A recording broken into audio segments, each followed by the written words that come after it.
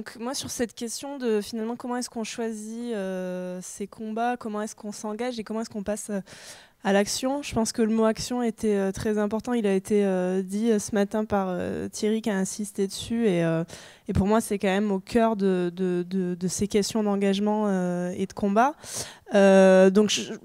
Pour vous présenter un peu ce que j'ai vu des discussions qui se sont passées là dans les dernières 20 minutes, je pense que c'est important que vous sachiez un peu d'où je viens. Donc, moi, je suis ingénieur-chercheur de formation et je travaillais en fait, avant de créer Socience, je travaillais dans une grande entreprise de télécommunications au Japon. Et moi, mon travail, très concrètement, c'était de développer des électrodes pour les implanter dans des cerveaux. Et cette grande entreprise de télécommunications, son idée, c'était de dire peut-être que dans 20-30 ans, vous aurez vos téléphones portables directement implantés dans vos cerveaux. Donc ce serait sympathique qu'on soit les premiers sur le marché à développer cette technologie.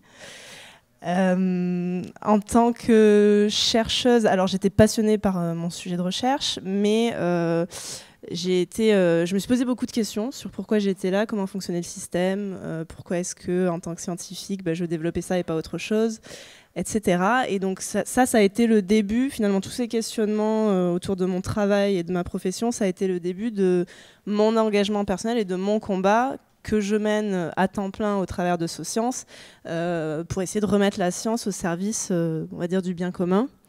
Et qui est vraiment, en termes d'action, c'est ce que je fais, toute la journée et c'est ce qui me meut et qui me pousse à l'action. Donc c'est des sujets qui sont assez importants.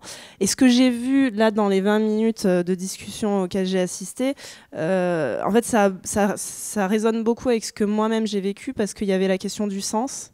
Quel est le sens de ce qu'on fait? Et c'est peut-être pour ça qu'on bouge et qu'on va changer, décider de changer les choses et de s'engager. Il y avait aussi la question de l'indignation et de la colère. Finalement, moi, ça m'est aussi venu comme ça. Pourquoi est-ce que je fais ce que je fais? Dans quel système je suis? Pourquoi est-ce que j'ai l'impression que ce que je fais n'a pas de sens? Et ça peut créer pas mal d'indignation et de révolte, en fait. Et puis il y avait aussi quelque chose qui est ressorti et que je trouve fort, qui est la question de la proximité. Alors ça peut être une proximité géographique, ça peut être une proximité de métier, ça peut être une proximité relationnelle, mais souvent on va s'engager par proximité avec une certaine problématique qui nous touche. Et on parlait ce matin de choisir ses combats.